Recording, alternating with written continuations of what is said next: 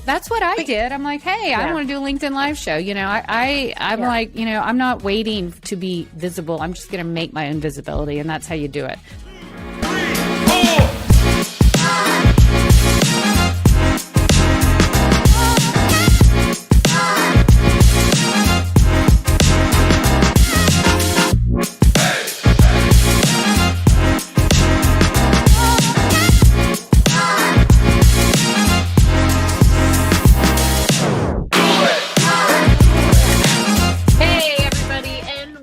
Back to another episode of today's Medical Sales Leader. I'm so excited to start this episode. And I know that everybody says that at the top of their podcast and show, but listen, not everybody is starting with Michelle Griffin. So I am really excited today to bring her to you because we are talking all things personal branding, PR, niching down, and why any of this applies to you in medical sales. So Michelle, thank you so much for being with us here today. You are one of my favorites and you know it. So thanks for your time. Oh my goodness. Right back at you, Claire. When we first met like a year and a half ago, we instantly bonded. So I'm excited that you have this show and I'm equally excited. Let's just put the word excited out like confetti, right?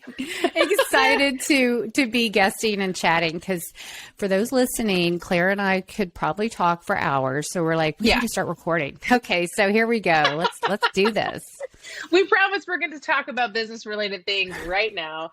But listen, so one thing I see that's really exciting about the medical sales industry now is that people are coming around to the idea that if you want to get in front of your customer, we have to do it in a different way in this hybrid environment. That means personal branding is now important because now we have to get in front of our client over Zoom. They're going to look us up on social media. Gone are the days when people aren't checking us out online before they do business with us. So, Michelle, if you were speaking to a professional saleswoman in medical sales, and she was just starting out to think about building and identifying what her personal brand is, where should she begin?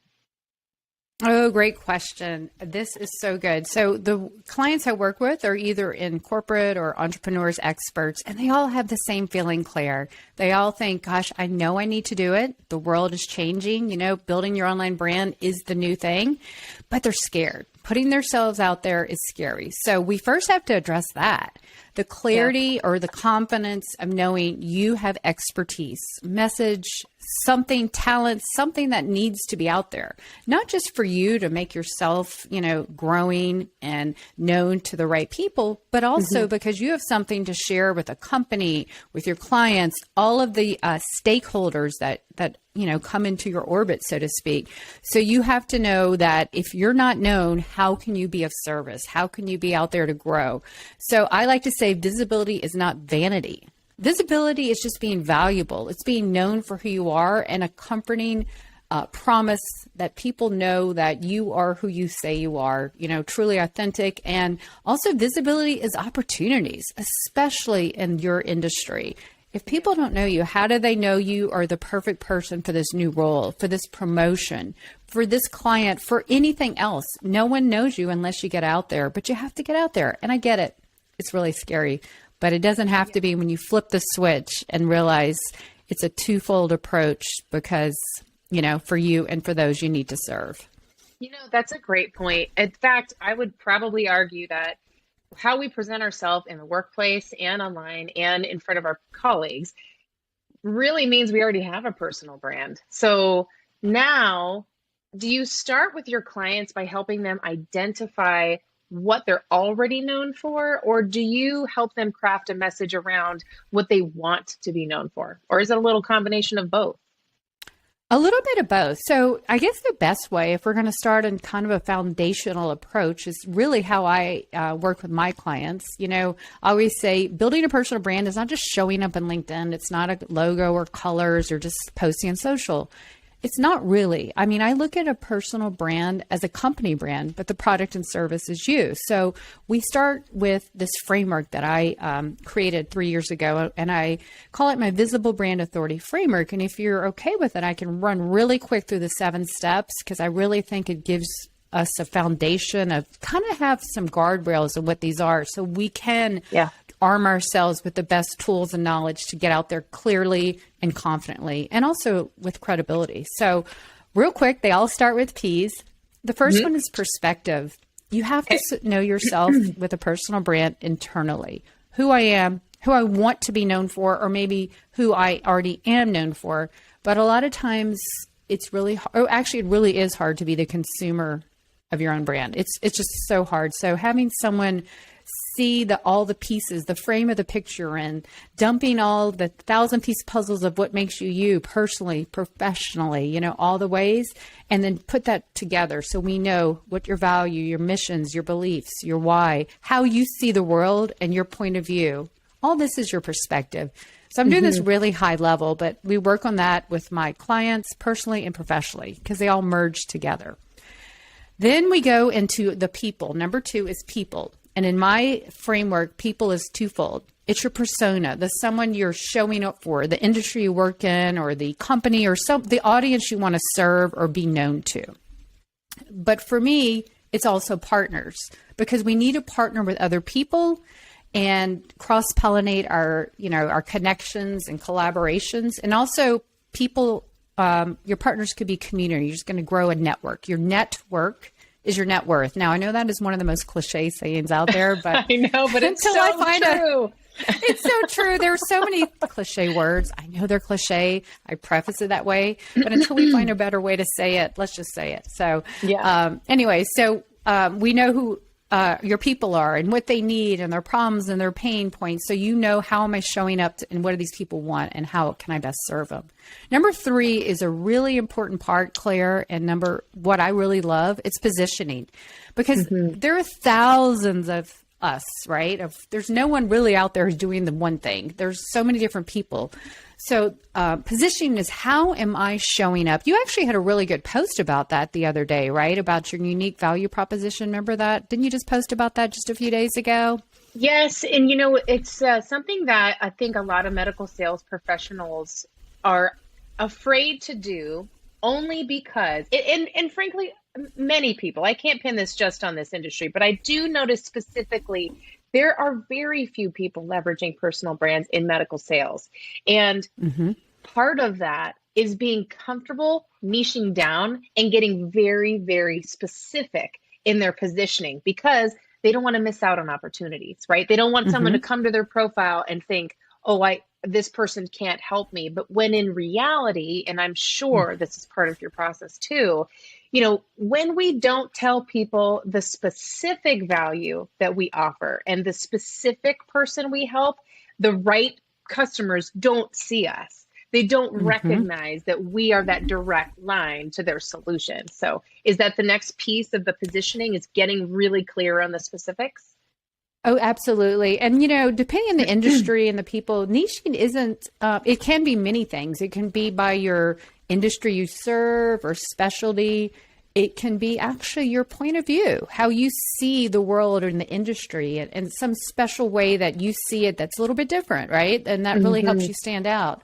It could be the way you see the world. It could be the problem you solve, the offer. It could be a lot of, I have like a list, which I don't have a top hand, but it's not just, I specialize in this, but there's a lot of layers to it and crossways to help you stand out. But I always, in those first 2, deep dive and this is how you can stand out. Now, we don't just stamp it like, this is you forever. We're like, this is how we're going to get you out there so they feel clear. They feel comfortable and confident. And those are the main things. When you're armed with those 3 C's, it is so much more reassuring to go out there and share ideas and meet people and know what to say and how to introduce yourself.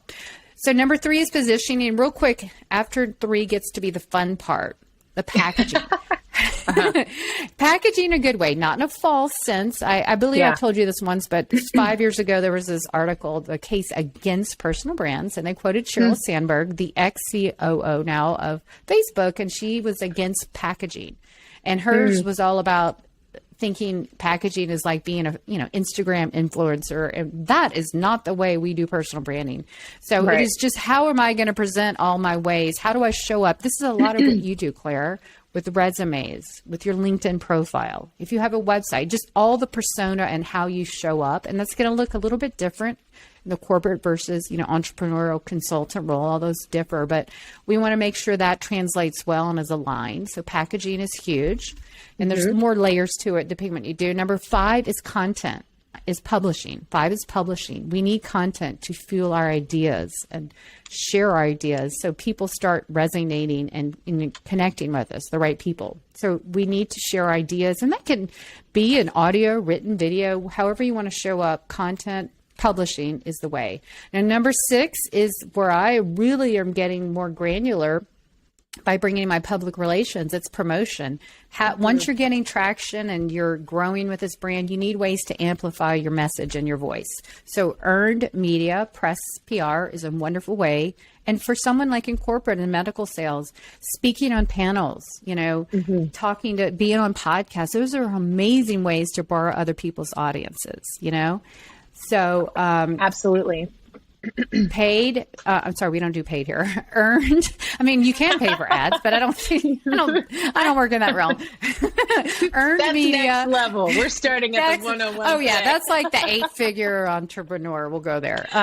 So earned media, owned media, which is like your blog, your podcast, all the stuff that you own, and then your shared, which is social. And I always say, when you start number 5, publishing, show up like on a LinkedIn. I think we're in that sphere, whatever. Start publishing your get traction there. So we're number 6, we're amplifying it. And then number 7 is where you're propelling, you're keeping growing, evolving, building the trust, the honesty, the believability, all the things that make you. You're just going to keep growing. A lot of times in number 7, by the time my clients are there, they're ready to go bigger and go deeper and go to like bigger things. So that's why propel just keeps taking you there. So that's a long answer to your question and a very short, condensed version of my framework. But when you stair step those, I think it really gives you some parameters to get out there with ease. Yeah. And for everybody listening and everybody joining us live here, I've seen Michelle's work in progress. And I think if you go out online and if you Google personal branding, there will be a literal avalanche of information coming at you. But what I really appreciate about your approach, Michelle, is that those stair steps make it doable. It's such a logical progression going from who am I and what am I known for in the first place? And how do I want to represent and be represented in my field all the way to the propel stage? And it's just this incremental, step-by-step, easy to follow framework. So thank you for doing it, because truly, I think the way that you lay out concepts makes them very available to people who are in industries that are not traditionally focused on marketing the salespeople as brand champions. This is a totally new territory. So if anybody here is, say working at Zimmer Biomed or COVID or, Medtronic, and they're thinking, well, I've never even thought about being a brand champion. What is that?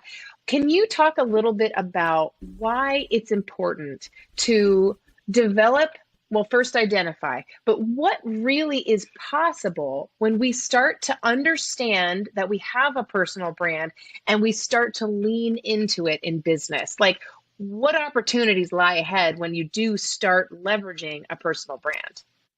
Oh, that's a great question. And really, most professions and businesses, a personal brand makes sense, and it should be, different scales and levels, but look at it as your professional security, You don't want to have to keep working harder to find a new job. When you have that amazing job now, great, you landed it. Well, it shouldn't stop there. You should now leverage what you have, take where you are, and just start building from there. So depending where you are, first of all, follow this framework. Find out, what do I want to be known for? What are my beliefs and all those things? But realize this is just going to keep amplifying you to different people. More people are going to get into your network. More people are going to know you. You're going to be more top of mind to your inner colleagues, your external stakeholders, your patients, your doctor, whoever. It's just everyone, and depending how you want to show up. Like, I have clients who are like, Michelle, I really want to be on podcasts, or I really want to speak. So you really need to start thinking about how, get really comfortable in one place and get known. And I guarantee you, It happened to me. It happens to all my clients. The minute you decide to take action and show up, it just makes you a stronger person internally too. And people feel that confidence and they want to be surrounded, and you will start having people magnetically drawn to you. Now, this is all, of course, showing that you know your expertise and you're a good person, which, I'm sure 100% of the people we work with are.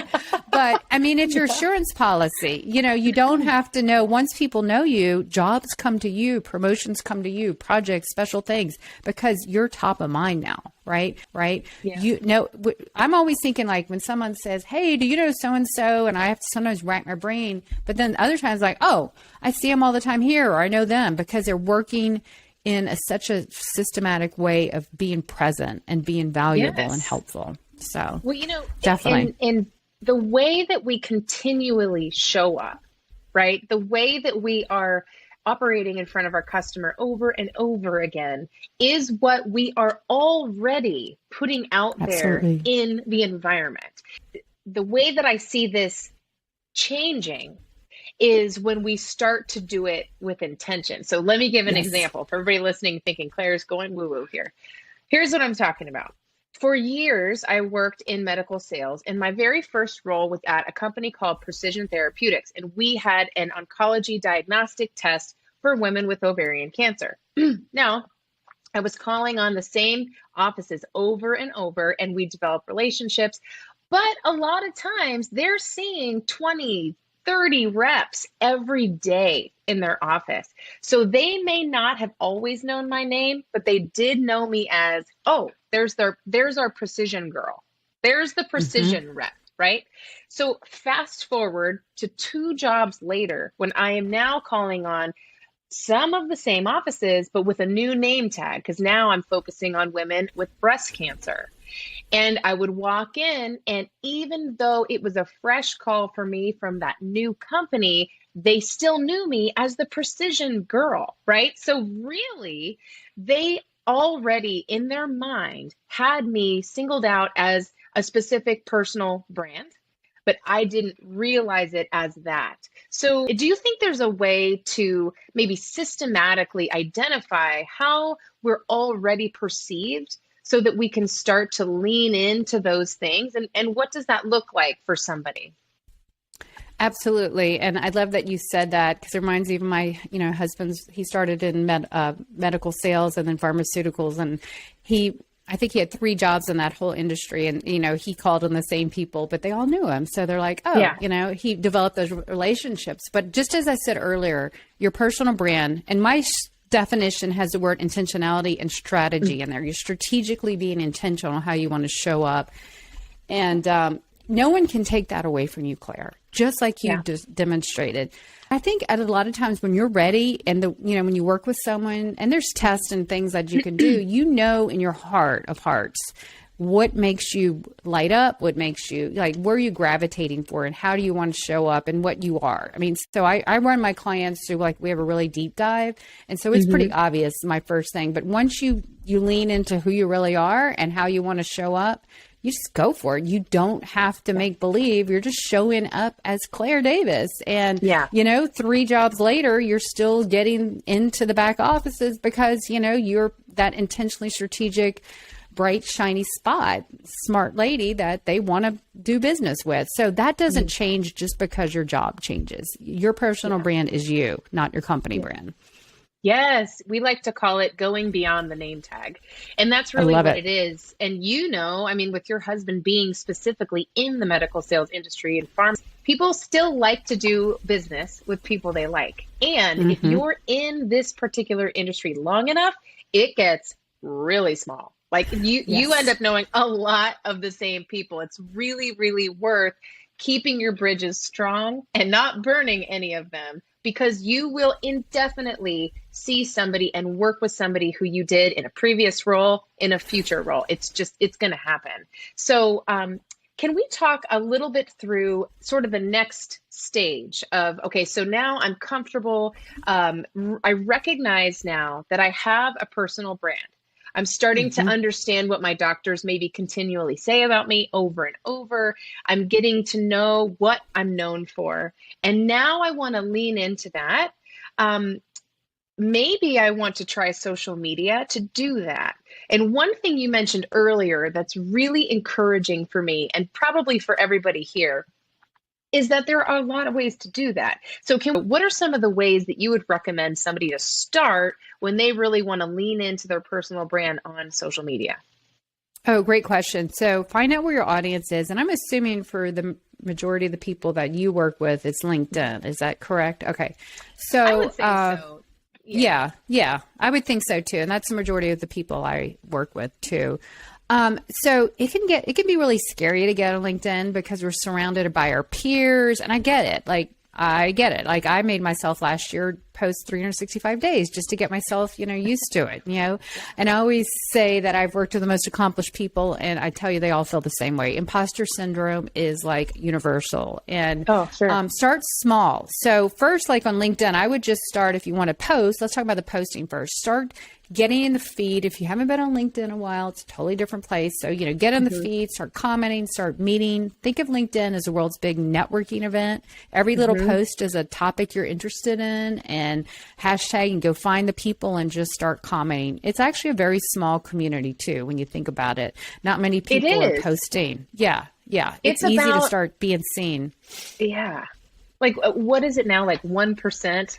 Of all I've LinkedIn heard 1 to 3, maybe it's up to 3% of 3% of the people. There's 830 plus million, maybe a third of that are active, and then maybe 3% post. So trust me, I know, working with clients, there are people who get on and get traction fast because it's a really small little pond, really. When you think in a big sea, it's crazy. You wouldn't think it, but it really is a great way to get traction.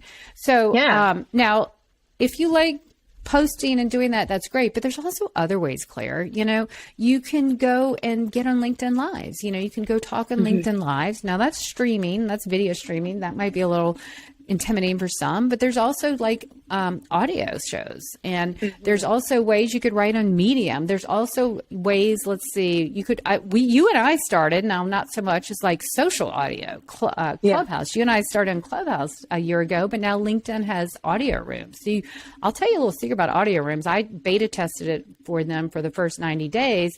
I met the most amazing people. Audio rooms are great because we're all raising our hand to be in the self-contained topic. So even if they're not topics in this industry, now that LinkedIn audio is open to everyone, go start your own. Hey, you don't wait for permission. You go and make it happen. I always say, don't wait for permission or perfection. Those are the two things, especially for women, the demographic I serve, is that, and I'm guilty of it too, permission, perfection get the best of us. So, start it. Go start, just like you did this podcast, Claire. You started this. No one said, Claire, I'm now giving you permission to start it, did they? Heck no. You're like, well, kind of. My husband was like, can you talk to someone? You like to talk about medical sales and resumes way too much. Can you please go start a podcast or something? Well, thank him. Thank you. Yeah, it was definitely needed. So that's what I did. I'm like, hey, I want to do a LinkedIn Live show. I'm like, I'm not waiting to be visible. I'm just going to make my own visibility. And that's how you do it. Fastest way. Yes. Now, depending, you and I are both extroverts who like to talk, but trust me, I know plenty of introverted friends and contacts that they say, Michelle, I'm actually very introverted, but for some reason they just get on and talk to people. Because here's the thing, if you host someone else, you're not really the one doing the talking. You're just there. You look like the expert for hosting it, and you just have other people talk. So those are some little areas to get traction, depending if you like audio, video, or written. And I would say pick one and lean into it. Okay. So speaking of that, I'm sure some people are listening or even watching this and thinking, wait, so I could start by just commenting on LinkedIn? And in fact, that is not so little known of a strategy, but it's a very, very powerful engagement strategy. So can you talk a little bit about what that is, maybe how to know what to comment on, and then what those comments should look like? Because I'm sure we've all been guilty in the beginning days of ever commenting on social media where, our comments consist of like, congrats, Mary, or great post, Tom. But really, can you talk through like a robust comment strategy and why that's helpful? Oh, that's the baby step right there. Like at the beginning or end of the day, if you want to do it, just get on LinkedIn and start commenting. You don't have to post. I actually, when I work with my clients, I'm like, don't even start posting until you give yourself a warm up. You're warming up the feed. You're getting the lay of the land. So you're going to go to the people in your industry where you want to be seen and known by. That could be, thought leaders, or you could even go to a hashtag, the favorite and preferred hashtags of your industry, and look for posts that way. Start reading the ones and then add some insightful comments. And I believe, I don't know if this is true or not, I've heard you need to have more than 5 words to be considered a legit good comment, because a lot of what LinkedIn has, there's something called engagement pods and bots where those kind of answers just say good post, congrats. Those are, I shouldn't say throwaway posts, but they don't really add to the conversation. I guess that's a nice way to put it. So if you want to lend your expertise and your thoughts, what a wonderful way. On the flip side, because when you create content, I don't care if you're have 2 followers or 20 million, and maybe not the 20 million because they don't care, but they're just thought leaders who probably don't even, their team posts for them. But, basically at the end of the day, content creators really do appreciate feedback on their post. And the beauty is that you're in their feed, you're getting notified.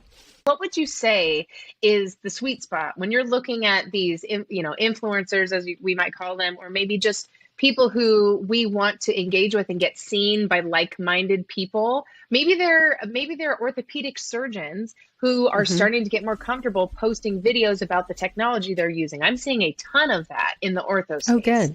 So what's the sweet spot when we're talking audience? Is it usually like 10,000 or less? What would you say? I think it's the person. I mean, I know people who are tremendously, really, renowned and gifted, and maybe their LinkedIn feed isn't as, high, but these people are so well known. So I sometimes think you can't judge people by the numbers, because I know New York Times bestselling authors, they just, haven't paid attention. It's only because they haven't put LinkedIn as a, everyone thought it was a career resume recruiter site for years, and it still is, but it's changed. So I would say go to the middle ground of the person. Look at the person that could benefit. Is this someone I want to be known to, or, have a connection or relationship with? I mean, it is nice to comment on some big ones because people flock there and they see you. So maybe a nice mix, but the real conversations are going to start with the ones that, are relatable to you. And, so you want to have a conversation. So your comment hopefully will have them respond back, and then you start the seed right there, and you plant the seed, so to speak. Oh, I love it. And just so continue it. Yes, that's such a good point, because if you go and you try and you don't see, explosive results in the first week, don't give up, because with any kind of personal branding, any kind of social media engagement effort, it's going to be consistency, and it's kind of a long game. So, if you're listening to this and you're thinking, okay, well, I had a season in my life where I was looking for a job, and I maybe posted or I commented for a while, but I didn't see a lot of traction, you do need to keep going if you want to leverage this. It's just the same way as you want to continue networking, even when you're happily employed, because you have to really continue to fill the bucket, right? You've got to dig the well before you need to draw from the well. So there's another thing that you mentioned earlier, which was those audio rooms. I had a client not so long ago, and she was doing really great in biotech sales. And in fact, she was doing so well that at the next national sales meeting, they had asked her to come up on stage and speak to an audience. Well, she went up there and she had such terrible stage fright, she couldn't continue with her speech. And so she said, well, Claire, what do I do? How do I learn about public speaking? Who do I go with? How do I get this confidence back? And the advice I gave her, because I asked a friend of mine who's a professional speaking coach. You probably know him, Brendan Kumarasan, right? He's amazing. So I asked him, and I said, well, where can she get her practice? And he goes, well, have her join, clubhouse rooms, do some audio rooms through LinkedIn. And even when you're just sitting in those rooms, you're starting to think about how people are presenting. You're starting to hear how people are coming across and presenting their personal brands when they're speaking them, before you even have to get brave enough to raise your hand and speak yourself. So do you feel like audio rooms are a good place for practice? Absolutely. Clubhouse, when we were all in last year, you learn fast, You have to also communicate who you are and the message you want to share, the question very succinctly. And that is a huge asset in the business world. So so anyone now can do audio. So I would go do a search on LinkedIn audio events, plural, hashtag LinkedIn audio events, and you can find the ones. They are making them more discoverable. You can host your own now, what's going on in medical, any topic, and just start inviting people. I didn't mention the LinkedIn newsletter. That's another creator tool where you can, start a newsletter, maybe go do a search. Are there any other newsletters? Am I finding a gap? Or maybe, here's the thing, just because there's one doesn't mean that's it. People need different perspectives. So a monthly newsletter might be able, to get your name across and out there. And that adds authority. Let's not forget that a lot of these things are authority and trust factors and tokens that just keep getting deposited into our brand. Now, your brand, as you say, is not something we grow and do in one day. It is a complete process. When you were saying, Claire, you can't just show up, and I see this all the time, or used to last year, people would just show up, look for a job, or just try out LinkedIn and boom. It's the same thing as you have a friend. Yeah. Do we all have those friends? And hopefully not too many of these or whatever. Maybe growing up it was worse when we were little. They just come around and sweet talk and just when they want something. And then once they get what they want, boom. You're like, that's too bad, So same thing with when you show up to, start a business, get a job, show up to stay out there and just keep growing and evolving. And you don't have to spend, that's another thing. People say, well, I don't want to spend all my time. I don't have all the time, Michelle, to be on LinkedIn. And I show them, the ways to do it strategically.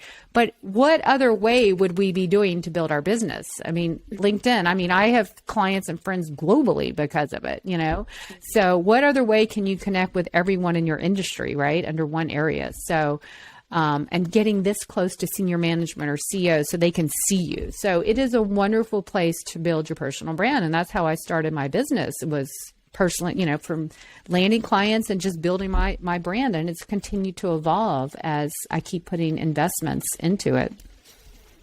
I think you really hit on something important there is that, to be so intentional as you are with your brand is so incredibly important. It is an investment, like you said, and when you start to invest in who you are as a professional and how you come across in the world already and lean into that so that you can leverage that persona that's already out there for everybody to see, a ton of opportunity lies ahead. So I love what you share. Thank you so much for making it so relatable for everybody. You guys, if you're not yet following Michelle, please do take the time. You will thank me. You will thank yourself. She really has it figured out. And like I said, the step-by-step process is something that not only business owners can use, but very, very much that professionals, medical sales professionals, VPs of sales can use for themselves to help people to get to know them so that they're more clear on why they would do business with us in the first place. Because really, people want to work with people they like. So get out there so people can learn exactly who you are. So Michelle, where can people find more about you and about connecting with you and your programs that you run? Oh, thank you so much for all that nice feedback, Claire. I appreciate it. So connect with me on LinkedIn. I would love, after you're seeing or hearing this, send me a connection request and said, I saw you in Claire's awesome podcast, and I would love to connect with you because I'm on LinkedIn about every day. You can check out my website, which is michellebgriffin.com. And really my brand consultancy goes to that website too. That's the easiest way. I have 2 podcasts. One's about to get rebranded. One is the Business of You Personal Branding Podcast. And it's going to be rebranded the next couple of weeks, but all the 51 plus episodes are there. I've got a lot of good stuff on personal branding, LinkedIn. 2 months ago, I rolled out a second podcast. I told you I like to talk. I just can't help it. So it's a co-hosted podcast. It's the LinkedIn Branding Show, and it's about how to build your personal and company brand on LinkedIn with Michelle Squared is my LinkedIn bestie, Michelle J. Raymond, who lives in Sydney, Australia. She's the global company pages expert. So together we take a non-cliche different approach in 15 minutes or less to educate you about building all that on LinkedIn. So that is the best way. My link tree has some free templates on LinkedIn you can grab and just check out all the goodies. Oh, and then I have that 365 creators community. So if you want one last little plug, there's like 1,000 of us globally. If you want to get out on LinkedIn and you want some guidance, one thing I made a recent adjustment is I'm not really posting my LinkedIn tips in my feed. I'm going all in on personal branding, PR stuff, but my LinkedIn tips are all in my free communities. Leverage the 7-step process that she mentioned earlier today, and how you can access communities like her 365 community so that you cannot go it alone, right? Because when we go as a community, we're more confident and we're stronger in our approach. So Michelle, thank you so much. We truly appreciate your time, and thank you for helping to unmask how we can start mastering the professional brands and personal brands for our own business needs. So thanks so much for your time today, friend. Thank you, Claire. It has been a pleasure. I'll chat with you soon. 1, 2, 3, 4.